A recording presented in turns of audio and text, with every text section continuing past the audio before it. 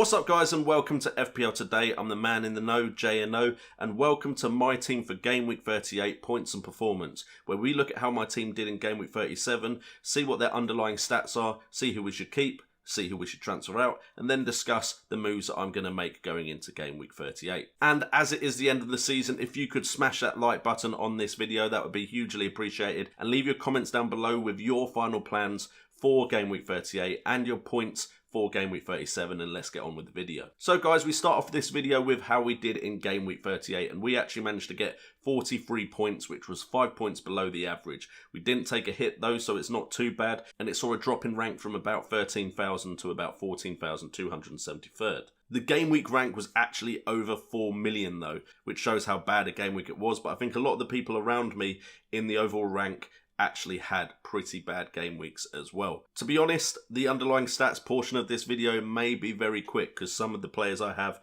did absolutely nothing, but two people really stood out, and that was Trent Alexander-Arnold with 2 assists but not getting a clean sheet, and Laporte, who managed to get an assist and a clean sheet.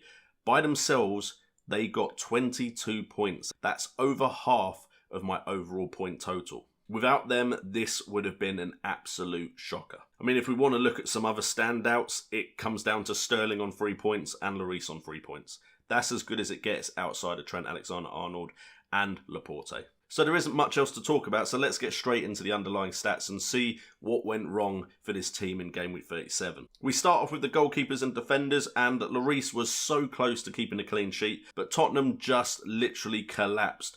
Heung-min Son getting a red card as well as Foyth. 9 men playing against Bournemouth. It looked like they might hold out. And then, of course, a Nathan Ake goal, who I don't think anyone owns. Nathan Ake scores, and that takes away the clean sheet for Lloris. If he'd saved that shot, potentially I'd have been looking at 10 points from my goalkeeper, which of course would have had a big impact on my game week. And then quickly glossing over Valery, 4.1 million. West Ham just destroyed Southampton, didn't they? 1 point from 90 minutes played. He literally had no penalty area touches, no attempts on goal, no chances created. Expected goal involvement of 0.01. That's incredibly low. I don't think I've seen that before this season. But then the heroes came along, and it just goes downhill after these two. We had Trent Alexander-Arnold at 5.7 million. He's become an assist machine recently, getting 10 points, 90 minutes played, 2 assists, and 3 bonus points. Only 1 penalty area touch, but he did create 2 chances, both of which became assists, one of them being a big chance, an expected goal involvement of 0.18. And then Laporte, 6.3 million. He has been a great investment for me. He was brought in for the double game week after his heroics in the double game week early in the season. I brought him in for double game week 35 and double game week 32 on the wild card, and he's returned both times. 12 points now as well in game week 37, absolute hero. 12 points, 90 minutes played, 3 bonus points, 3 chances created as well. I know a lot of people complaining that he touched the ball 3 times and got 3 bonus points. However, he created 3 chances for his team. So for me, Laporte, absolute hero. Thank you so much to you two. Otherwise, this would have been a very depressing video, very close to the end of the season. So we move on to the midfield, and points-wise, we don't really need to focus on points too much. Everybody didn't do very well points-wise. Milivojevic came in, and I put Milo because Milivojevic doesn't fit, came in for Heung-min Son, which is actually a net gain of 4 because Milivojevic got 2 points, Son got -2 points.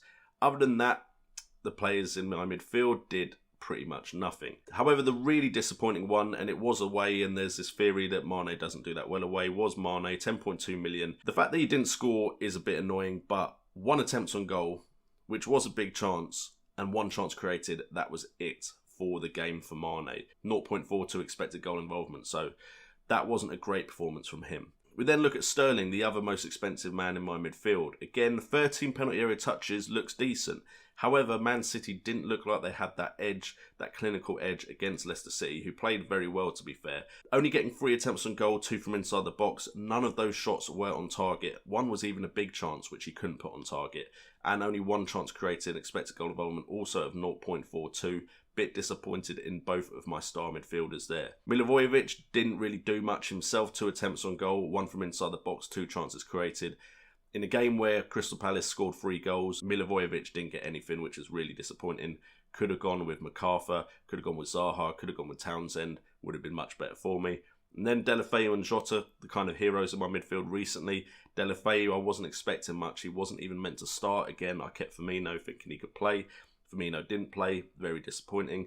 Deulofeu, 82 minutes, 2 points, 9 penalty area touches, 4 attempts on goal, 2 from inside the box, but no shots on target, no big chances, and no chances created. But I wasn't expecting him to do much against Chelsea, to be fair. And then finally, Diogo Jota. On another day, he could have had a hat-trick. He was absolutely on fire, got the man of the match, but that wasn't enough for any bonus points. 8 penalty area touches, 6 attempts on goal, 5 from inside the box, 2 on target, 1 big chance, 1 chance created. And an expected goal involvement of 1.16 for one game is incredibly high. So it's really disappointing to see he didn't get anything, but those underlying stats are there to suggest that potentially he could get something against Liverpool. I'm kind of thinking that game could be a high-scoring game, so Jota probably isn't going anywhere for game week 38. And then finally we got the strikers, and we did put the captain's armband on Sergio Aguero, 11.9 million. He didn't return anything. 4 points because it was doubled from 2, 86 minutes played, but only 4 penalty area touches compared to Sterling's 13. That's very low. 2 attempts on goal, however, they were both from inside. They were both on target. Shame he couldn't put one of them away. No chances created and expected goal involvement of 0.21. Very disappointing for Aguero. Was hoping for something from him. And then Jimenez, again, could have potentially had something. 2 points, 90 minutes played, 5 penalty area touches, 2 attempts on goal, 1 from inside the box. Again, no shots on target, no big chances, 1 chance created, expected goal involvement of 0.30. You expect this from Raul Jimenez. Every now and again he turns up and doesn't get anything as far as returns, and his underlying stats don't look that good, but then a couple of weeks later he gets a big haul. So we're not too disappointed in Raul Jimenez. A lot of this season, for me anyway, has been ruined by the fact I've not been patient with players.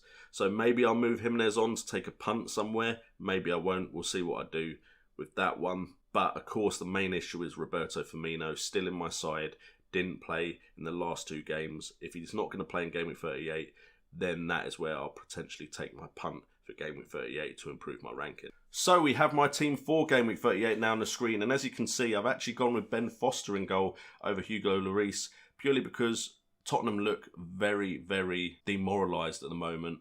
And I'm a bit bitter about the fact Lloris didn't keep a clean sheet against Bournemouth.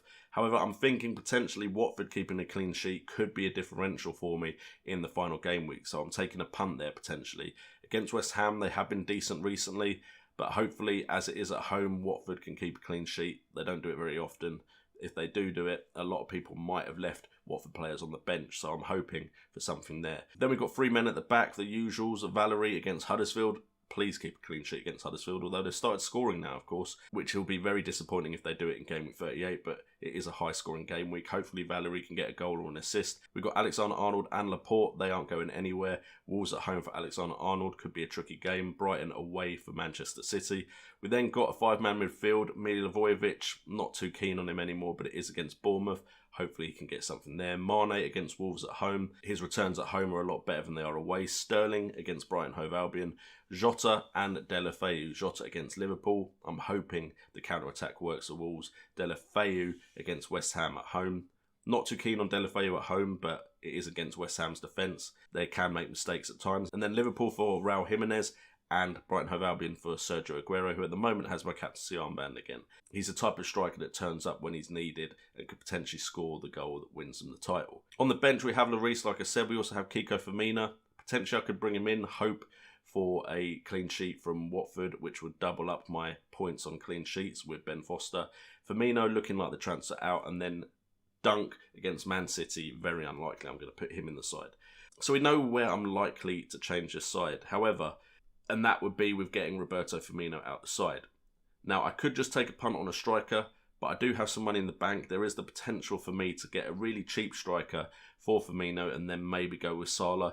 It looks like he's very likely to play in the final game of the season. Can't play in the Champions League, unfortunately, but it looks like he's very likely to play the final game of the season against Wolves.